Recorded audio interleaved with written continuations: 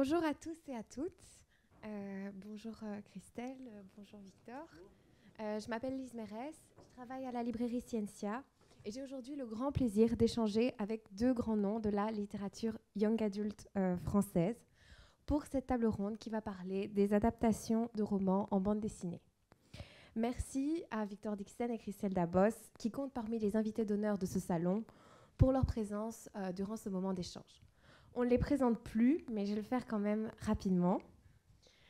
Auteur de plus de 20 livres, traduits en 11 langues, récompensé 2 fois par le Grand Prix de l'Imaginaire, Victor Dixen est l'un des grands noms de la fantasy jeunesse depuis sa toute première saga, Le cas Jack Spark, publié en 2009 chez Gallimard Jeunesse.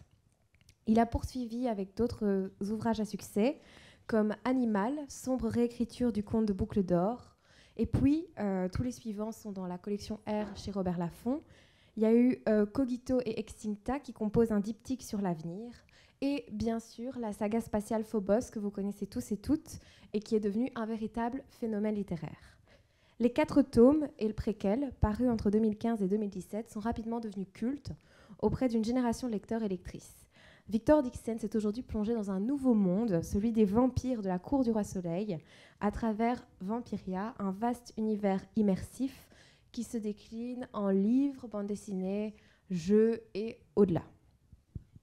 Alors, Christelle Dabos donc, est bibliothécaire de formation. Elle est installée non loin d'ici, à la Louvière. C'est dans notre pays qu'elle a travaillé sur sa formidable saga La Passe-Miroir, dont le premier tome, couronné par le Grand Prix de l'Imaginaire, a été publié en 2013, suite à un concours d'écriture organisé par les éditions Gallimard Jeunesse pour leurs 30 ans. Aujourd'hui, La Passe-Miroir est un cycle achevé et c'est également un véritable phénomène. En 4 tomes parus entre 2013 et 2019 et traduits aussi en une vingtaine de langues, Christelle Dabos a révolutionné la fantasy jeunesse au point de devenir une nouvelle icône du genre. Son imagination et sa poésie ont régalé des millions de lecteurs et lectrices, jeunes et moins jeunes, qui se sont passionnés pour l'histoire de la petite liseuse Ophélie, embarquée malgré elle dans l'histoire du traité de Thorn, entre objets capricieux, monde flottant et lutte de pouvoir. Christelle Dabos a aussi publié en 2022 « Et l'imagination prend feu », un essai dans lequel elle dévoile son processus de création littéraire. Et cette année, la nouveauté, Ici et seulement ici, un roman empreint de réalisme magique chez Gallimard Jeunesse. Donc, merci à tous les deux pour cette table ronde. Et aujourd'hui, nous avons décidé de vous réunir parce que non seulement vous avez tous les deux publié des sagas cultes, mais aussi parce que vos romans, vos histoires se sont déclinés en bande dessinée. Victor Dixen, 2 de vos sagas maintenant ont donné lieu à des BD. Il y a eu Phobos d'abord, avec une adaptation par Eduardo Francisco. 2 tomes sont parus depuis 2021 chez Glénat et le 3e est attendu pour janvier 2024. Et Vampiria est aussi décliné en BD puisque vous avez publié avec Eder Messias un spin-off, Vampiria Inquisition, dont le 2e tome, Les Vendanges pourpres, va paraître ceci décembre. Ouais. Alors, Christelle Dabos, quant à vous, la BD n'est pas encore parue, mais vous avez annoncé en 2022, lors du festival Trolls et légendes, que les 4 tomes de La Passe-Miroir feraient aussi l'objet d'une adaptation par l'illustratrice Vanida, toujours chez Gallimard Jeunesse. Est-ce qu'il y a déjà une date d'annoncer ou... Alors, désolée, j'essaie de trouver la bonne distance. Alors, la date officielle, c'était 2024, mais je ne veux mettre absolument aucune pression à Vanida. Je pense que ce sera plutôt 2025, mais sachant qu'elle avance. Voilà, je tiens quand même à le dire. Alors, elle dit lentement, mais sûrement. Moi, je trouve que c'est pas si lent que ça. Sachant que pour chaque tome de La Passe-Miroir, c'est un tome en BD. Donc 260 pages pour la première BD et elle est seule aux commandes, donc elle fait tout, elle fait la scénarisation, le dessin et la colorisation à l'aquarelle. Et moi je trouve qu'elle avance bien, elle a passé là, le cap de la moitié et elle me soumet au fur et à mesure les planches et ce sera bien. Voilà. Super, on a hâte de voir ça. Et du coup je voulais vous demander quel était votre rapport à tous les deux, à la bande dessinée, quels étaient vos auteurs de BD, auteurs et autrices favoris, et vos références en la matière, quels sont les BD que vous aimez. Je vais peut-être laisser la parole à Victor Dixen.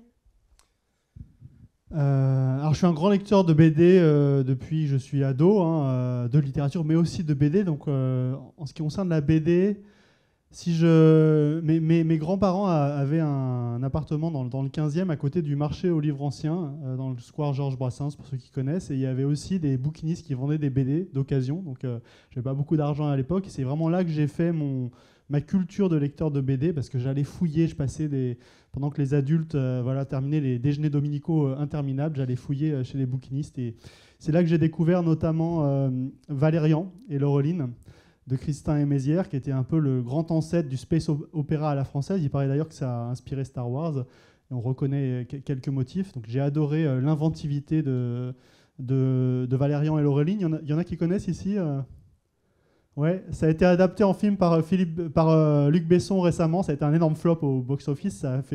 Ça a failli mettre en faillite d'ailleurs sa société de production, mais les BD sont super. Hein. Voilà.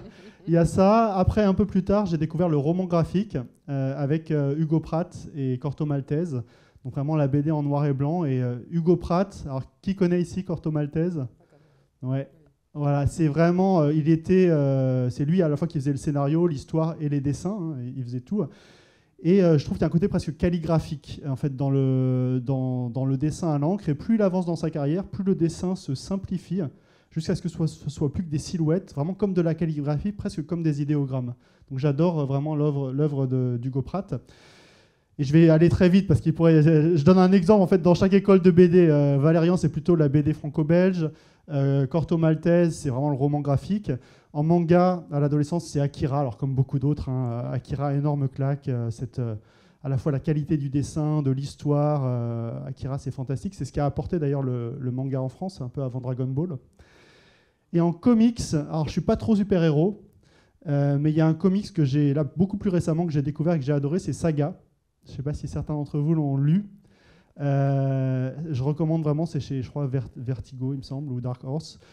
C'est une espèce de Star Wars pour adultes, avec des thèmes très adultes, mais c'est hyper prenant.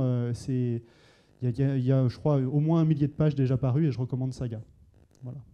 Merci pour cette recommandation. On va laisser maintenant Christelle Lamotte parler de ses coups de cœur. Oui, la bande dessinée, j'ai commencé avec les Tom Tom et Nana. Voilà, dans les J'aime lire, c'était vraiment... D'ailleurs, j'étais vraiment pas une très bonne lectrice à la base. Hein. Pour moi, il fallait vraiment qu'il y ait des images. Si un livre n'avait pas d'image, c'était perdu. Hein, je ne le lisais pas. Donc ça a d'abord été vers les bandes dessinées de la maison que j'avais tendance à me tourner. Les Astérix, les Lucky Luke, les Tintins et Yoko Tsuno. Voilà, ça vraiment, c'était les albums que j'ai lus et relus en boucle. Alors, j'ai même eu ma période avant d'écrire, parce que je me suis mise à l'écriture finalement assez tardivement par rapport à d'autres auteurs pour qui c'était une évidence dès l'enfance. Moi, quand j'étais plus jeune, je me voyais autrice de BD. Voilà, c'était la carrière que je voulais faire. Donc, je me suis abstenue, fort heureusement. Mais j'ai fait des expériences. Ainsi, j'avais lu les contes du chat perché de Marcel Aimé, et je me suis dit, voilà, il faut faire une BD. Ce que j'ai fait. Il y a un des contes que j'ai adapté en bande dessinée, j'avais 12 ans. Et mon frère a la colorisation, avec les crayons de couleur. Et le mérite, c'est qu'on est allé jusqu'au bout, mais je l'ai refait récemment. Et c'est vraiment pas beau. Lorsque, juste une petite parenthèse, mais lorsque j'ai commencé à écrire La Passe Miroir, je me suis dit, allez, mon vieux rêve de BD, je vais faire une BD de La Passe Miroir. Je me suis arrêtée au bout de 3 cases. Voilà, je me suis dit, non, vraiment, il faut laisser faire les illustrateurs leur travail. C'est clairement pas le mien. Moi, je suis vraiment restée longtemps dans les grands classiques. J'étais très frileuse d'aller voir d'autres choses. Et pourtant, ça commençait un peu à me titiller. C'est vraiment quand j'avais une vingtaine d'années, j'allais chez des libraires de BD uniquement. Et j'étais vraiment très attirée par une bande dessinée en particulier, mais je n'osais pas franchir le pas. Je me suis dit, je sens que je vais faire un saut dans l'inconnu avec ça. Et j'ai fini par le faire. J'ai acheté Peter Pan de Loisel. Voilà. Et là, ça a été la claque monumentale. Je me suis dit, ça peut être ça aussi une bande dessinée. Là, j'ai vu effectivement ça pouvait être aussi très cruel, très dur, et passionnant. Là, clairement, ça m'a fait des ouvertures. Et à partir de là, je me suis plus restreinte. Je me suis dit, allez, j'ai envie de découvrir un peu tout. Et en matière de manga, puisque tu en avais cité, moi j'ai commencé avec les Dragon Ball. Hein, voilà. C'est Akira ou Dragon Ball. Voilà. Non, mais Akira, en fait, c'était le film d'animation. Ouais, magnifique aussi. Voilà, j'ai découvert les mangas très tardivement, il y a peut-être 3 ans. Donc, en fait, j'étais même pas au courant. Je me suis dit, moi, je pensais que c'était que le film d'animation. Je n'avais pas compris qu'il y avait tout un manga. Si tu veux rattraper les One Piece maintenant, il va falloir s'y mettre. Alors oui, One Piece, je vous avoue, j'ai lâché l'affaire. J'ai commencé au moment de la sortie. Et au début, je me suis dit, ça va, si ça s'arrête au bout d'une 30aine de tomes. J'étais naïve. Mais par contre, j'ai vu l'adaptation Netflix de la série, que j'ai passé un très bon moment. Moi, j'ai adoré aussi, je trouvais ça super bien. C'était vraiment... ça m'a presque donné envie de me remettre dedans, à mes risques et périls. Donc, voilà, pour l'imprégnation bande dessinée. Le micro. Du coup, merci pour toutes ces recommandations et tous ces univers à découvrir. Maintenant, on va parler de vos univers à vous et des adaptations. Et du coup, je voulais savoir en fait comment est-ce que ces adaptations sont nées. Est-ce que c'était votre idée? Qui a été à l'origine en fait de ces BD? Bon. Forcément, comme moi, j'aurais idéalement voulu que La Passe Miroir soit une bande dessinée. J'ai toujours été hyper partante pour que ça se fasse, mais pas à n'importe quel prix. Et pour Gallimard aussi, de toute manière, ils étaient très très clairs que soit c'était le bon projet avec les bonnes personnes, soit ça ne se faisait pas.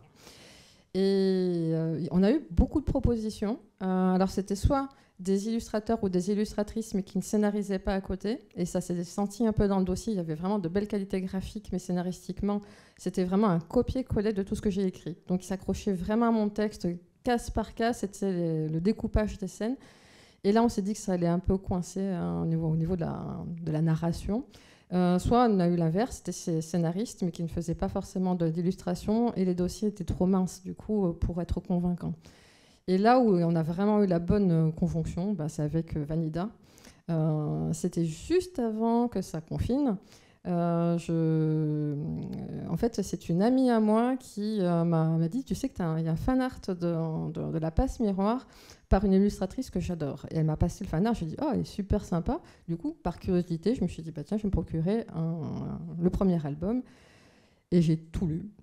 Tout ce qu'elle a fait, à peine j'ai fini le premier, que c'était la série des Valentines. Donc là, je les ai tous faits en l'espace d'une journée.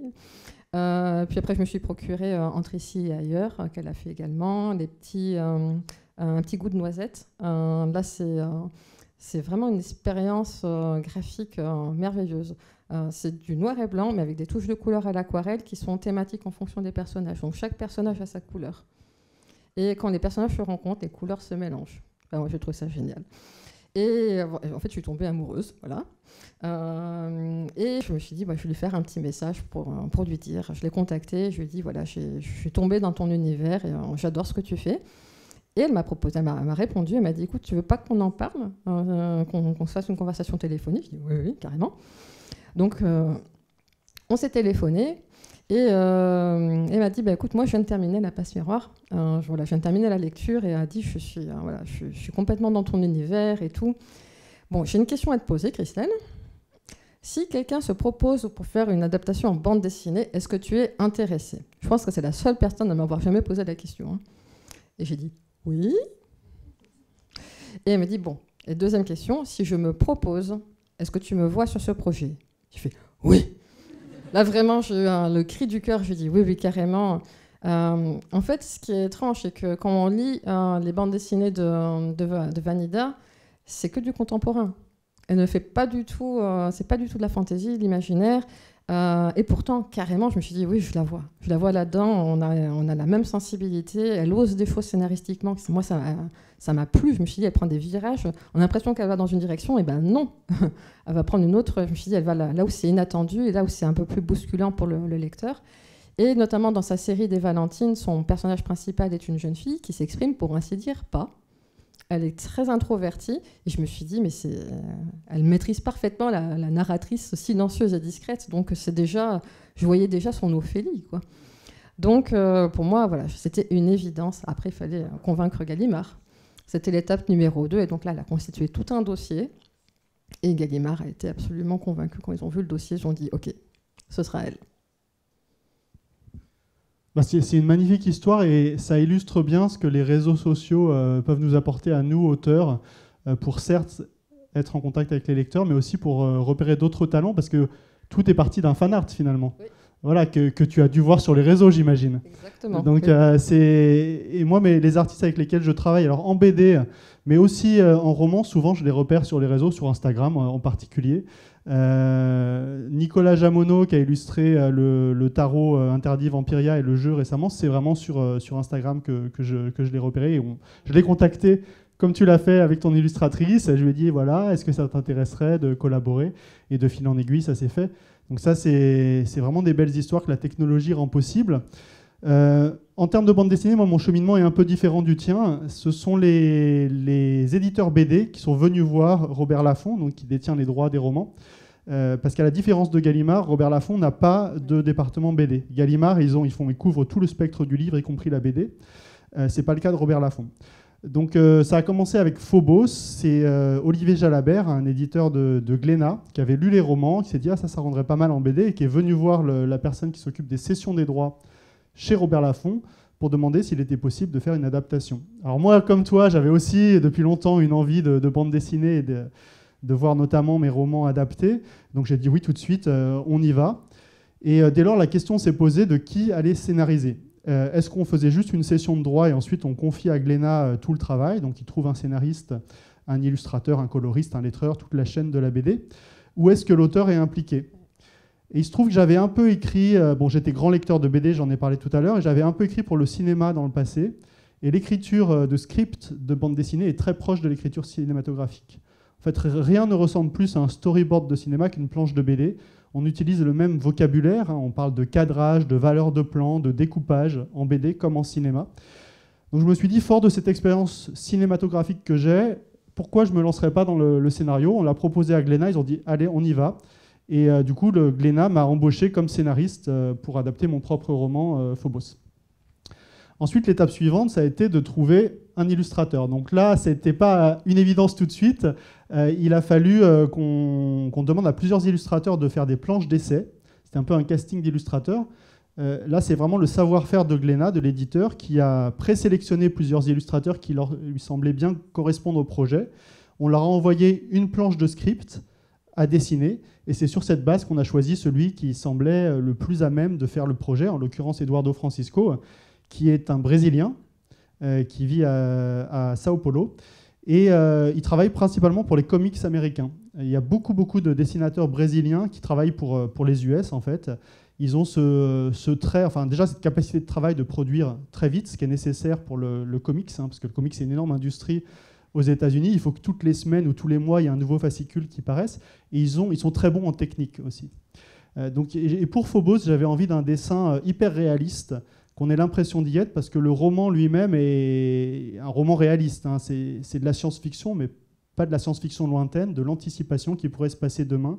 C'est l'histoire de la première mission de conquête de la planète Mars dans quelques années. J'ai fait pas mal de recherches technologiques pour que ça tienne la route au niveau du vaisseau spatial, des différentes contraintes de la vie des astronautes, et je voulais que le lecteur ait l'impression d'être à bord du vaisseau. Donc Eduardo Francisco, il a poussé le souci de réalisme très loin, au sens où il a modélisé l'ensemble du vaisseau avec un logiciel d'architecte en 3D, ce qui lui a permis ensuite d'avoir des angles. En fait, il peut se balader dans le vaisseau, c'est comme un jeu vidéo, et dans les différentes cases, il fait d'abord sa modélisation en 3D, il fait une contre-plongée, une plongée, ensuite il va dessiner. Mais ce qui m'a vraiment plu chez Eduardo Francisco, c'est qu'au-delà de cette excellence technique, il était bon aussi pour représenter les émotions des personnages. Et Phobos, c'est vraiment ça, c'est un speed dating dans l'espace, c'est une romance dans l'espace, donc il faut à la fois qu'il y ait le côté technologique, crédible, réaliste, et en même temps l'émotion. Ce qui fait un peu parfois défaut aux comics américains, mais que lui, il était capable d'apporter au projet. Donc c'est comme ça qu'on a choisi cet illustrateur pour ce projet-là.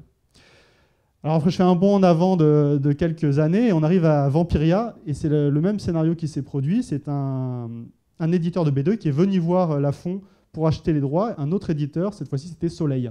Donc Soleil Delcourt. Soleil est pas mal justement positionné dans le genre fantasy, fantastique. Ils ont toute la série, les elfes, les nains, c'est pour ceux qui connaissent. Donc Vampiria, qui est un récit de fantasy historique, ça leur paraissait bien cadré avec leur catalogue. Et on a fait à nouveau un casting d'illustrateurs. Donc on a eu plusieurs versions. Il y avait des versions très manga d'ailleurs qui nous étaient proposées. Ça aurait pu coller bien à l'univers. Mais Eder Messias est aussi brésilien finalement. Celui qu'on a choisi, ça c'est un peu le hasard. Un Brésilien de Rio cette fois-ci.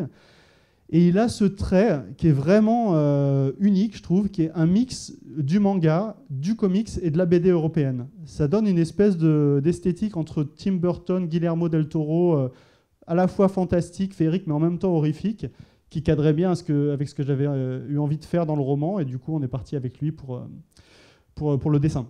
Une dernière petite chose, c'est contrairement à, effectivement, c'est Vanita, c'est ça, qui fait toute la chaîne, donc qui est vraiment une autrice complète. Nous, on a le dessin et la couleur qui sont séparés sur mes deux projets. Et aussi bien sur Phobos que sur Vampiria Inquisition, la coloriste est italienne. Donc c'est le hasard, j'ai à chaque fois un couple de Brésiliens et d'Italiens pour ces deux séries que je développe actuellement. Merci beaucoup. Et j'ai justement une nouvelle question pour vous.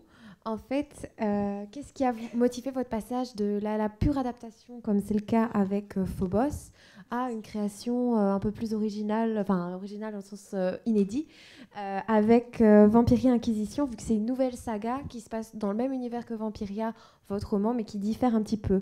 Et du coup, qu'est-ce qui vous a donné envie de vous lancer là-dedans et qu'est-ce qui change, pour vous concrètement, en tant que scénariste ? Alors, en tant qu'auteur, il y a certaines histoires, on sait qu'un tome, ça sera suffisant pour raconter tout ce qu'on a à dire. Voilà, il y a une fin, on passe à autre chose. Et j'ai écrit des romans stand-alone, comme ça, Cogito, Extinta. Puis il y a d'autres univers fictionnels, on sent qu'ils sont tellement riches qu'on a envie de les explorer sous toutes les coutures. Et puis les romans, même on va en faire le plus possible. Alors j'en ai prévu 12 dans Vampiria, si les lecteurs me suivent jusque-là. Mais ce n'était pas suffisant encore. Il me fallait continuer d'explorer cet univers sous d'autres médiums, d'autres médias. Donc le tarot, j'en ai parlé, le jeu de société, et la BD s'est imposé de manière assez évidente pour écrire d'autres histoires qui suivent d'autres personnages. Autant dans les romans, je me mets du côté des mortels. Alors je vais planter le tableau très vite pour celles et ceux qui ne connaîtraient pas. Vampiria, c'est une uchronie, donc un genre littéraire où on prend l'histoire officielle, il y a un point de divergence, un événement qui se passe différemment, et l'imagination ensuite s'envole. Mon point de divergence, c'est 1715, normalement c'est la mort de Louis XIV, le roi Soleil, Louis XIV, qui a eu le plus long règne de l'histoire de France, 72 ans. Eh bien, j'imagine qu'il joue les prolongations. Au lieu de mourir en 1715, ces alchimistes découvrent le secret de la vie éternelle. Il devient le premier vampire de l'histoire. Le roi Soleil devient le roi des ténèbres. 3 siècles après, il est toujours sur le trône. Dans les romans, je suis la résistance mortelle, la fronde, qui essaye tant bien que mal de remettre en cause le règne des vampires. Et bien dans les BD, Vampiria Inquisition, c'est l'inverse. Je me mets du point de vue des méchants, pour ainsi dire, de l'inquisition vampirique qui a été créée par Louis XIV justement pour maintenir le pouvoir en place. Et c'est follement amusant de se mettre de ce point de vue-là. Et du coup, justement, pourquoi est-ce que pour cette histoire-là, vous avez eu envie de faire une BD et pas un autre roman, comme c'est le cas avec Vampiria America ou... J'en avais déjà 12, alors je me suis dit, déjà, si les lecteurs me suivent sur 12, je ne sais pas s'ils prendront en plus des préquels ou des histoires parallèles, ce que j'avais fait un peu avec Phobos Origins. Non, vraiment, je me suis dit, autant dans un autre médium, faire une autre histoire, et voilà, j'avais envie de faire une BD aussi sur Vampiria, donc assez naturellement, ça s'est imposé à moi. Et du coup, je voulais maintenant poser une question pour vous. Comment pensez-vous que la BD va pouvoir enrichir la passe miroir ? Parce que vous avez un univers qui est déjà tellement riche, qui semble, vos romans, les descriptions sont super visuelles. Et du coup, qu'est-ce que vous pensez que la BD va pouvoir apporter en plus ? Je sais qu'une des questions qu'on m'a posées le plus pour les lecteurs, une fois qu'ils avaient vraiment terminé les 4 tomes de la passe miroir, c'est « et maintenant les adaptations ». Voilà. Clairement, ils veulent maintenant voir ça en images. Donc, comment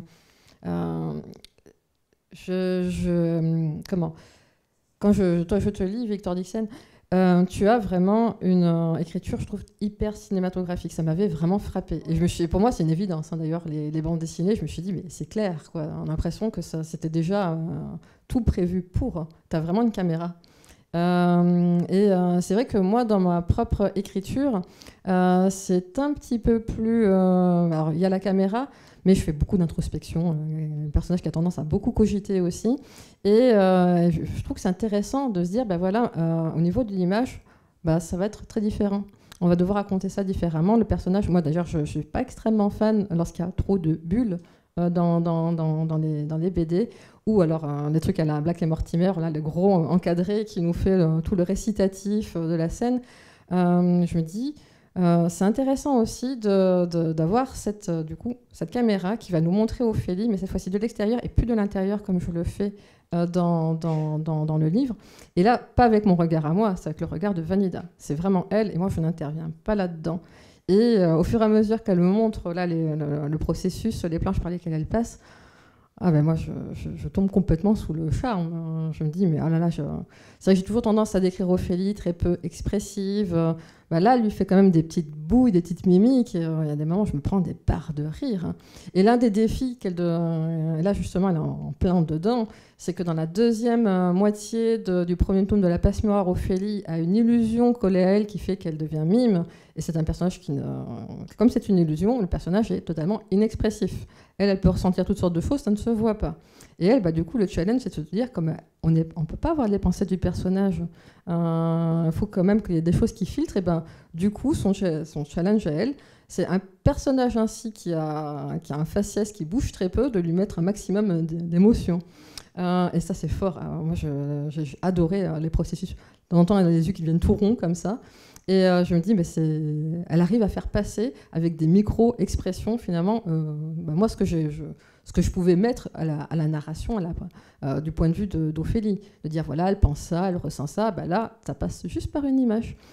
Il y a aussi le fait que je trouve qu'elle est très fidèle, finalement, à l'histoire. Voilà, elle colle vraiment, en tout cas jusqu'à présent, en tout cas pour le premier tome, elle est vraiment restée fidèle à l'histoire telle que je la raconte. Mais forcément, il va y avoir des petits ajustements, des petites césures. Là où moi, je vais peut-être parfois tendance à mettre des transitions, là, non, on change de décor, on passe à autre chose. Et c'est intéressant, vraiment, d'avoir ça.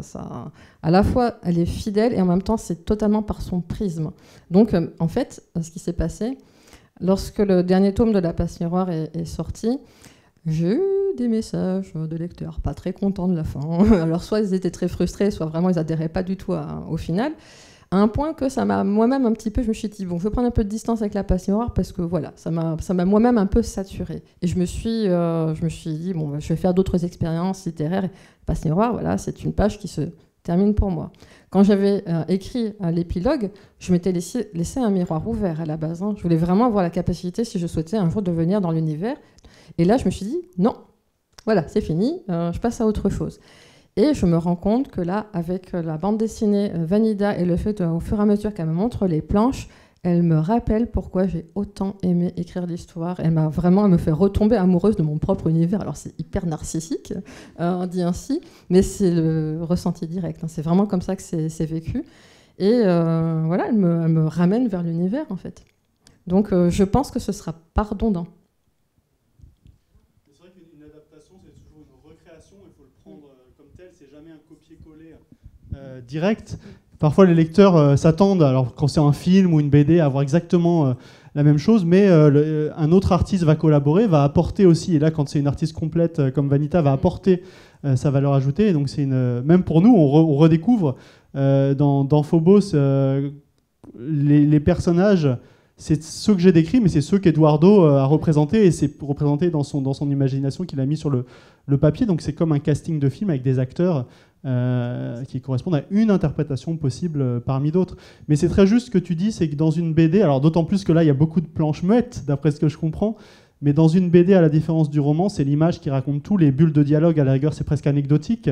Ça vient rajouter du contexte sur l'image, mais le gros de la narration passe par les attitudes, les scènes. Et pour nous, romanciers qui avons l'habitude de tout faire avec des mots, voilà, là, il y a une différence, une vraie différence de faire confiance à l'image pour raconter le gros de l'histoire et pas tomber dans le travers de trop vouloir en mettre au niveau des textes et laisser toujours l'image raconter en premier l'histoire. Exactement. Oui, d'ailleurs, à la différence de toi, je n'interviens pas du tout. Là, comme je n'ai pas du tout la pratique de l'écriture de script, je laisse complètement la chose à Vanida.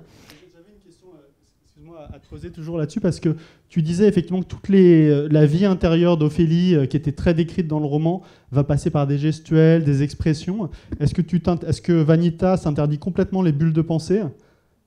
Alors, non. Elle ne se les interdit pas. Elle, on voit déjà dans les BD qu'elle a faites, il y a parfois deux niveaux de narration orale, on va dire. Il y a la bulle complète, et souvent elle fait du texte hors bulle. Pour dire c'est une sorte, c'est intermédiaire entre la pensée et l'aparté.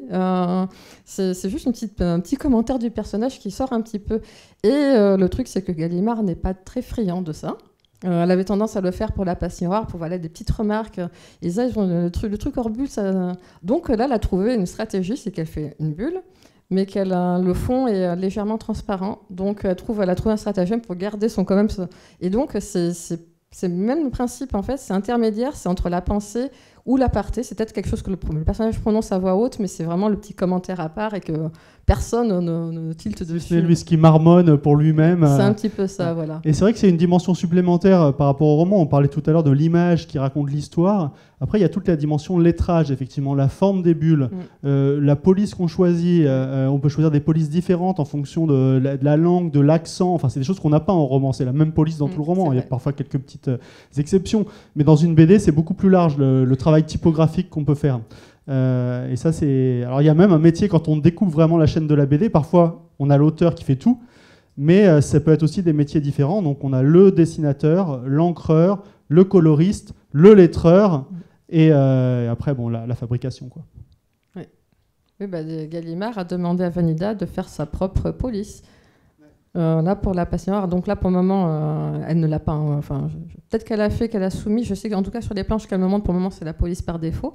Mais il faudra qu'elle fasse sa propre police pour La Passe Miroir. Alors, j'ai une autre question là. on est en plein dans la grammaire de la BD. On est vraiment dans le... Il y a un grand débat en BD, en fait. C'est capital ou minuscule. Ah oui. Alors moi, je sais...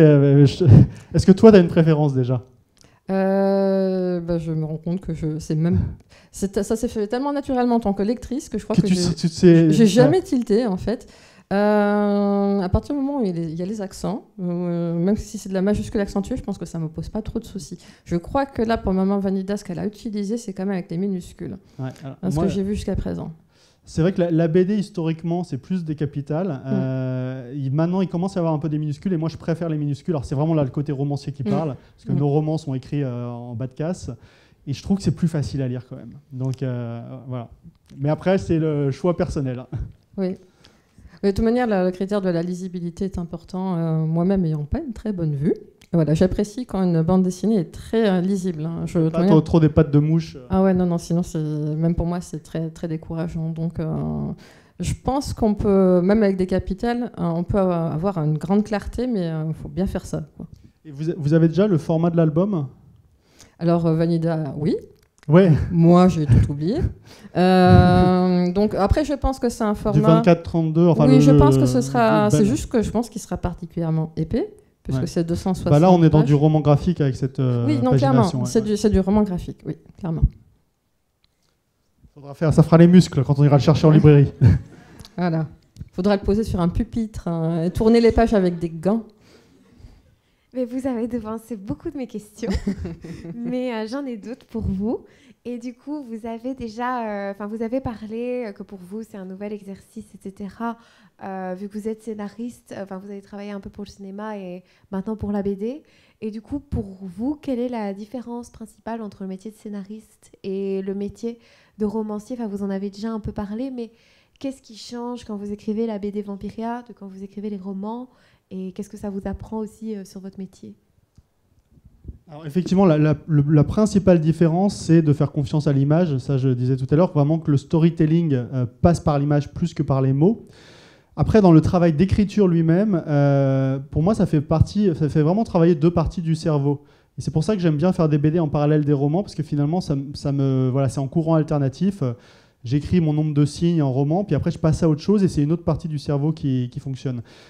Autant quand on écrit du roman, on fait tous les métiers, on est metteur en scène, on a les effets spéciaux, on doit mettre en place l'ambiance, donc la question du style est vraiment importante, alors que l'écriture scénaristique, que ce soit pour le cinéma ou pour la BD, c'est pas du tout ce qui va être lu par le lecteur, c'est juste de l'écriture technique qui doit être comprise par le dessinateur. Donc on est dans un style beaucoup plus télégraphique et on va adapter aussi son style d'écriture en tant que scénariste à l'artiste avec qui on travaille. On va nouer une relation, c'est vraiment une œuvre collégiale, une BD.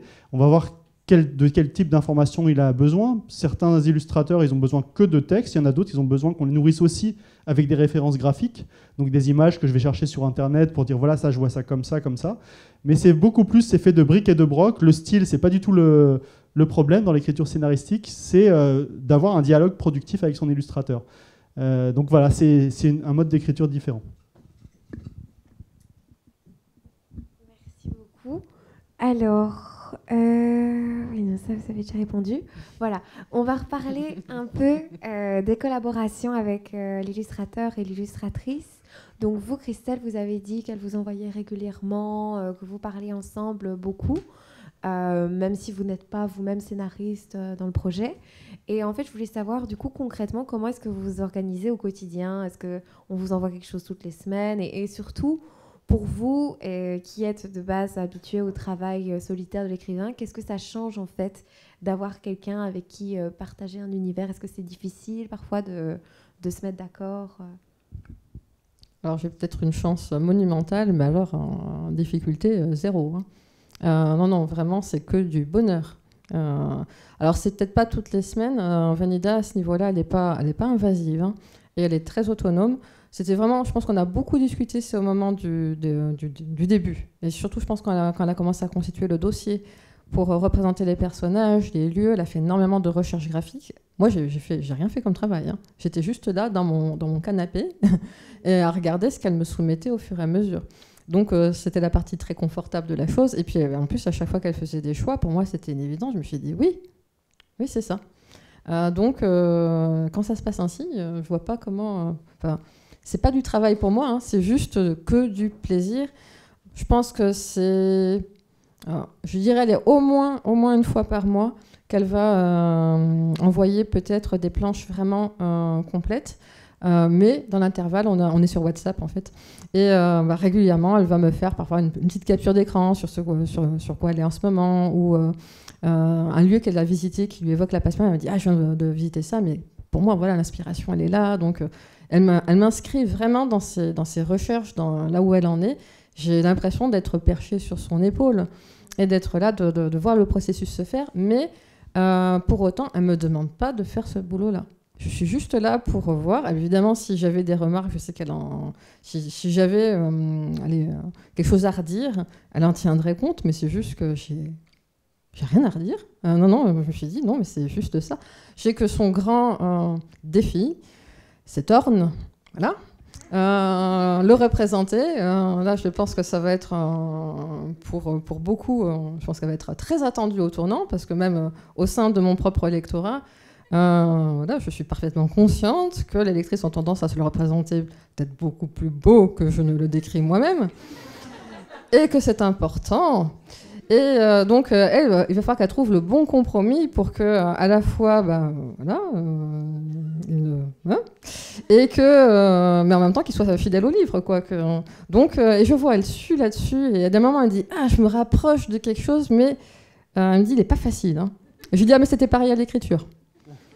Toutes les scènes où elle intervenait, j'avais l'impression qu'on me jetait une enclume sur les doigts. Et je me suis dit, l'atmosphère, elle a pris un coup de plomb là d'un coup, dès qu'il a surgi. Donc j'ai dit, c'est normal, c'est le personnage.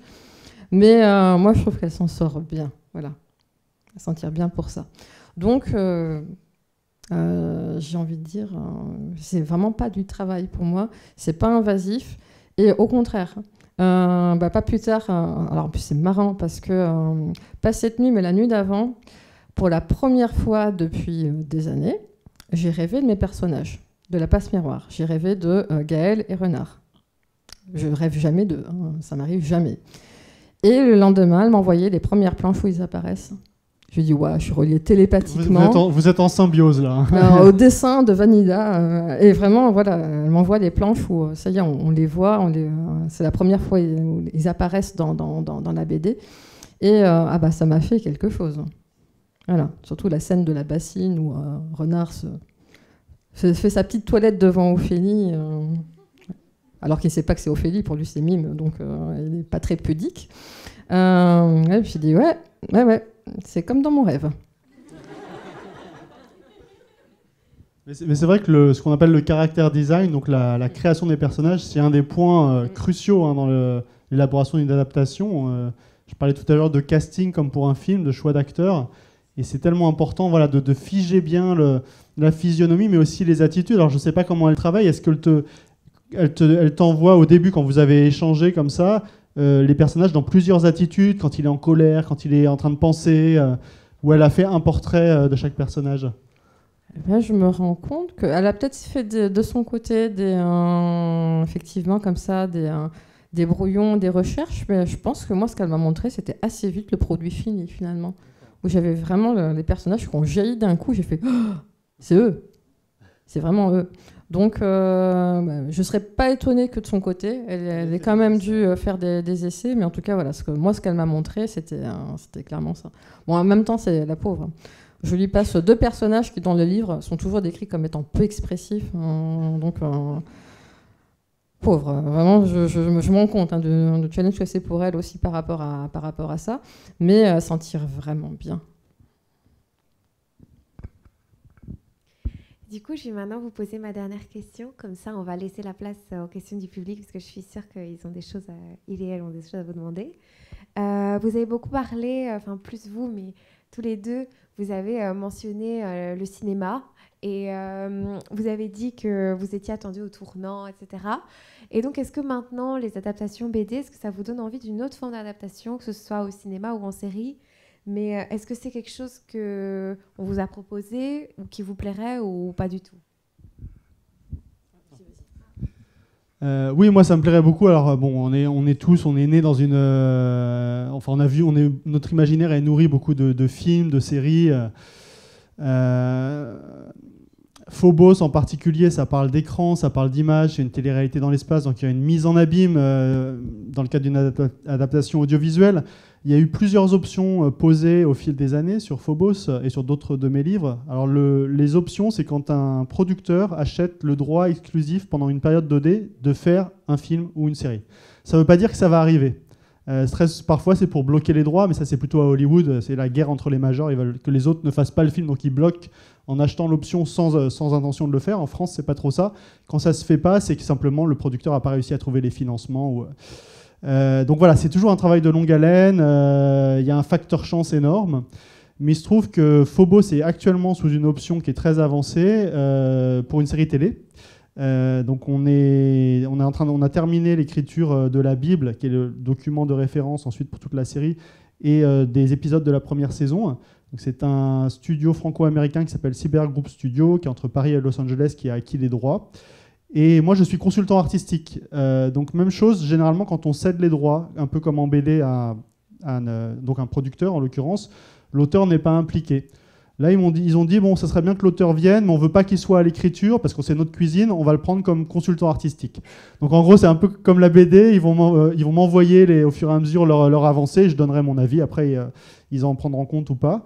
Mais c'est bien avancé. Le scénariste principal s'appelle Phil Ford, c'est un Britannique, et c'est le scénariste actuel de Doctor Who, pour ceux qui connaissent la série anglaise. Donc voilà, ils essayent d'avoir également un partenariat avec l'Agence spatiale européenne pour peut-être qu'ils mettent en avant cette histoire. J'en dirai plus dès que je peux, je n'ai pas de date de diffusion encore, ça prendra encore 2 ans avant d'arriver sans doute sur les écrans, mais c'est bien engagé. Voilà. Bon. Et ben moi, la grande différence de Victor, c'est que je peux légèrement suggérer qu'il y a quelque chose dans les tuyaux, mais je n'ai pas le droit d'en parler. Donc, non, moi, on me dit, non, faut pas que je communique dessus, tant que c'est pas extrêmement officiel. Donc, je suis toujours en train de louvoyer quand on me pose la question. Oui, il y a un studio qui s'est montré intéressé. Oui, une option a été posée. Oui, il y a quelque chose dans les tuyaux, mais voilà, aucune garantie. Je ne donne pas de nom, je ne peux pas rentrer dans les détails. C'est un peu frustrant. Mais pareil, il y a quand même des choses qui ont été... Enfin, ça a quand même avancé, le projet. Donc, et même chose, série en prise de vue réelle. Voilà, donc... j'attends de voir ce que ça va donner, mais je ne peux pas dire plus. Donc, mais c'est bien que tu aies pu donner tous ces détails, parce que comme ça, voilà, ça montre comment ça se passe. Et sachant que, alors moi, dans un monde absolument idéal, c'est Miyazaki, qui je pense en premier, parce que voilà, c'est, je pense que celui qui m'a le plus influencé graphiquement pour La Passe Miroir. Voilà, quand j'ai vu Le Voyage de Chihiro, Le Château ambulant, je me suis dit, voilà, c'est ce que je veux faire avec des mots. Donc, j'ai une petite pensée pour lui. Je vois qu'à chaque fois qu'il dit qu'il s'en va, en fait, il revient. Donc, on ne sait jamais. Hein. Y a Le Garçon et le Héron qui est sorti. Je ne sais pas si vous l'avez vu, mais je recommande. Voilà, c'est son tout dernier qui est sorti. Je pense que le film d'animation, c'est un format qui me plairait bien. Voilà, clairement. Mais Mais là, l'option est en live action, c'est ça? Là, c'est prise de vue réelle, donc c'est ce que ça, tu dis. ouais. Oui, Ouais. Voilà, là, c'est vraiment... on ne serait pas dans l'animation. Donc, je suis extrêmement curieuse de voir. C'est toujours la même question fondamentale qui va se poser, c'est qui pour Thorne? Voilà. Je leur souhaite bien du courage. Est-ce que toi, tu as une idée? Alors oui, moi, j'ai une idée très, très précise, mais malheureusement, ce n'est pas un acteur. C'est quelqu'un que j'ai croisé très fortuitement il y a longtemps dans une épicerie de mon village. C'est un cycliste qui est arrivé et c'était une évidence. Quand je l'ai vu, j'ai fait oh, c'est Thorne. Et je crois que le monsieur, je l'ai mis très très mal à l'aise. Mais il est reparti et je n'ai pas osé l'aborder, ça s'est arrêté là. Donc voilà, il n'y a pas de fin à cette histoire. Donc bon, voilà, je leur souhaite bien du courage de trouver l'équivalence de ce cycliste belge croisé par hasard dans l'épicerie de mon village. Appel à témoins, voilà. Voilà. Si vous l'avez vu. Merci beaucoup. On peut les applaudir.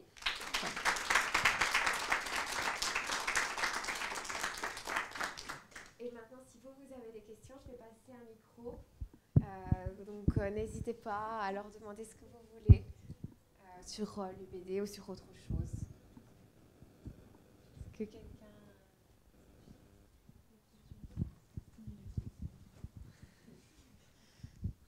J'aime pas les micros. On va vous entendre. On t'entendra. Phobos, qui serait sûrement adapté en série, ça sortirait sous quel type de format? Style sur une application comme Netflix ou quoi, ou plus diffusé en télévision? Alors en fait, le diffuseur, c'est souvent ce qu'on a en dernier. C'est une fois qu'il y a un pilote qui a été tourné, que les diffuseurs vont être intéressés. Il peut y avoir des enchères si plusieurs sont intéressés. Donc j'ai pas l'info encore. Ça se jouera sans doute entre Netflix, Amazon, Apple, peut-être HBO. Mais voilà, je sais pas pour l'instant. Mais ça sera sur une plateforme. Est-ce qu'il y a quelqu'un d'autre? J'avais une question. Vous voulez le micro? Non, ça ira. Le fait que les personnages, suite à la bêtise, reviennent titiller par hasard un spin-off ou un livre dans l'univers différent donnerait envie, vous titille aussi du coup? Est-ce que vous avez envie d'y retourner dans l'écriture, et sinon quels sont vos projets d'écriture? Ah, ça c'est bien, c'est la question très ouverte. Voilà. C'est beaucoup trop tôt. Là, c'est très récemment en fait que je reviens vraiment. Je veux dire, c'est même pas moi qui reviens vers l'univers, c'est l'univers qui revient un peu vers moi. Et là, je ne sais. Pour le moment, voilà, c'est juste, je sens que voilà, ça revient, ça vient me hanter jusque dans mes rêves. Donc, je pense que l'inconscient est sur le coup. Mais je n'ai pas d'histoire. Je sais pas en fait. Je sais que je ne me l'interdis pas. Par rapport à un moment où vraiment ça disait non intérieurement, là le non est devenu peut-être. Bon, par contre, je me garderai bien d'en parler à mon éditeur, parce que là je risque de déclencher un vent de panique, de dire oui. Lorsque j'avais manifesté ma décision de m'arrêter au tome 4 de La Passe Miroir, j'ai eu un déjeuner comme ça avec mon éditeur qui m'a dit oui, j'ai bien compris que tu ne voulais pas entendre parler d'un 5e tome, on respecte ta décision tout à fait. Un spin-off peut-être? Et j'ai dit là, comme ça, non, rien. Oh, c'est pas grave, un préquel. Je fais non, vraiment, je suis désolée, mais je suis à sec, là, je vois pas. Oh, c'est pas grave. Une encyclopédie. Je suis sûre que tu as plein de notes, de dessins, de schémas chez toi. J'ai dit non, j'ai rien. Tout est dans les romans. J'ai pas de notes. Ils ont dit rien. J'ai dit non. Ah, c'est presque un peu décevant, du coup. Donc, voilà, je sens qu'il serait au taquet. Hein, là, s'il sent que c'est un truc qui me dit, je vérifie d'ailleurs, il n'y a pas un... Non, ça va. Pas plus. Donc, voilà, moi, je me laisse ouverte à cette possibilité. Si un jour je vois que tout d'un coup ça se concrétise un peu plus, je plongerai là-dedans, je pense, à pieds joints. Mais en attendant, j'ai quand même confié à Gallimard un autre roman qui est dans leur tuyau en ce moment, donc qui n'est pas La Passe Miroir, et qui n'est pas non plus... j'ai un livre là qui est sorti en avril, Ici et seulement ici, qui est donc beaucoup plus réaliste que ce que j'avais pu écrire jusqu'à présent. C'est pas ça non plus, c'est encore autre chose. Donc moi j'ai encore du mal à mettre des étiquettes dessus. Au sens strict, c'est toujours de la fantaisie, en ce sens que ça se passe pas dans notre monde, mais avec plutôt une petite coloration années 80. Donc là, on n'est vraiment pas dans l'esthétique steampunk de La Passe Miroir. Là, je voulais vraiment... déjà un Minitel, pour moi c'était une évidence, je veux des Minitel. Alors je sais que en Belgique ça évoquera peut-être pas grand chose parce que c'est très franco-français, mais voilà, moi j'ai vécu cette période où il fallait attendre que la page charge pixel, et quand je dis un pixel c'est un gros carré, hein, c'est pas des petits pixels, l'un après l'autre, et tout ça pour avoir les résultats de mes oraux du bac. Le suspense était absolument atroce, et je me suis dit voilà, ça je veux ce type de technologie là. Avec les baladeurs, les magnétoscopes. Donc c'est une esthétique, on va dire, mais ça s'arrête là pour l'inspiration. Mais il y a quand même un petit postulat qui fait qu'il y a une dimension surnaturelle, magique. Je ne sais pas encore quelle étiquette mettre, mais voilà, je pense que c'est une sorte de fantasy. Alors je crois que Gallimard a parlé de dystopie, mais voilà, moi-même, j'aurais pas forcément... C'est pas ce qui me serait venu en premier pour qualifier le roman. Donc voilà. Donc a priori, je ne peux pas en dire plus pour le moment. Sur ça non plus. C'est la... 3615, ah bien. Voilà. Voilà. J'espère que j'ai répondu à la question. Est-ce qu'il y a encore quelqu'un qui veut demander quelque chose? Le micro ou pas? Soyons fous. Victor Dixen, du coup, vous avez une adaptation de Phobos qui est en cours. Est-ce que vous imaginez une autre adaptation pour Vampiria, ou bien Cogito, ou bien Extincta? Est-ce qu'il y a des projets en cours? Alors, on va rentrer à nouveau dans ce système d'options qui sont plus ou moins avancées. Cogito est sous option pour une série télé, mais c'est moins avancé. Donc là, voilà, je ne peux pas en parler. J'ai pas vu de pré-bible ni rien pour l'instant. Et Vampiria, je sais qu'il y a des producteurs américains qui s'intéressent, mais rien n'est signé, même pas d'option pour l'instant. Ceci dit, voilà, comme ça vient de paraître, ça a été traduit dans une dizaine de langues et ça vient de paraître aux États-Unis, où d'ailleurs La Passe Miroir, qui est aussi traduit, a été un grand succès. Hein, je me permets de le dire, La Passe Miroir a été un grand succès aux États-Unis. Donc voilà, peut-être que des producteurs américains seront intéressés par Vampiria.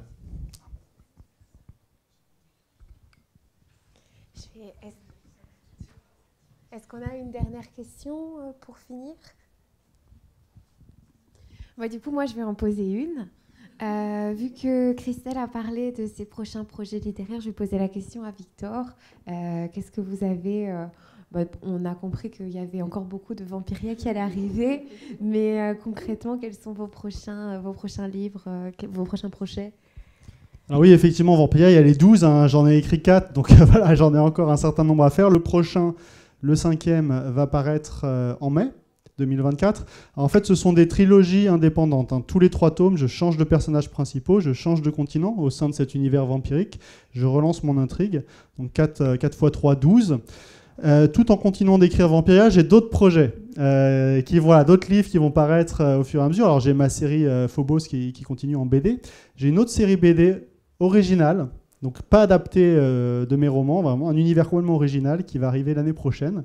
Là, je n'en dis pas plus pour l'instant. On sera dans de la fantasy, mais un type de fantasy que j'ai jamais fait encore.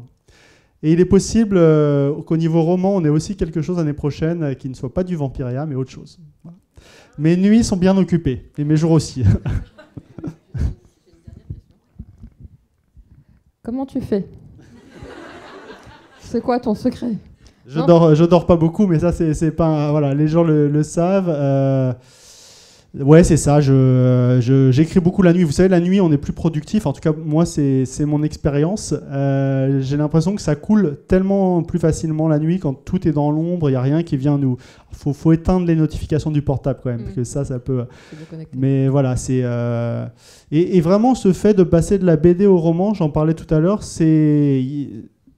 Les deux se nourrissent l'un de l'autre et ça épuise pas le cerveau, j'ai l'impression. C'est vraiment deux hémisphères qui travaillent. C'est comme une dynamique finalement. Voilà, le courant alternatif. Un courant alternatif. Voilà. Ok. Mais quand même, tu ne m'ôteras pas de l'idée qu'il y a un truc. Moi, je suis convaincu que c'est un vampire. Voilà.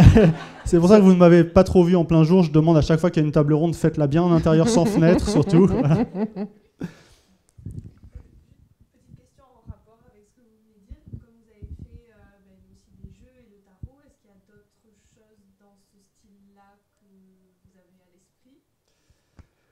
Alors, pas dans le monde de Vampiria pour l'instant, ça viendra peut-être. L'idée d'encyclopédie dont tu parlais tout à l'heure, Christelle, dans le monde de la passe miroir, moi, alors j'adorerais lire ça parce que c'est tellement foisonnant et riche comme monde qu'on a envie de s'y replonger via une encyclopédie. Dans le monde de Vampiria, j'aimerais bien peut-être faire ça aussi, parce que les 12 tomes, ça me procurera la matière pour explorer. Et puis, même chose, j'ai un petit projet lié à cet autre roman dont je ne parle pas pour l'instant, qui peut-être aura des déclinaisons, ou peut-être pas. Voilà, on verra. Merci beaucoup, merci à tout le monde pour votre écoute, et merci à vous deux pour votre participation. Voilà. Merci beaucoup.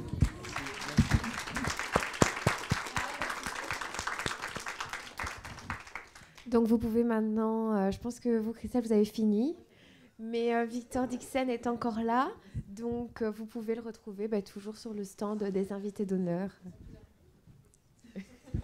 À tout de suite.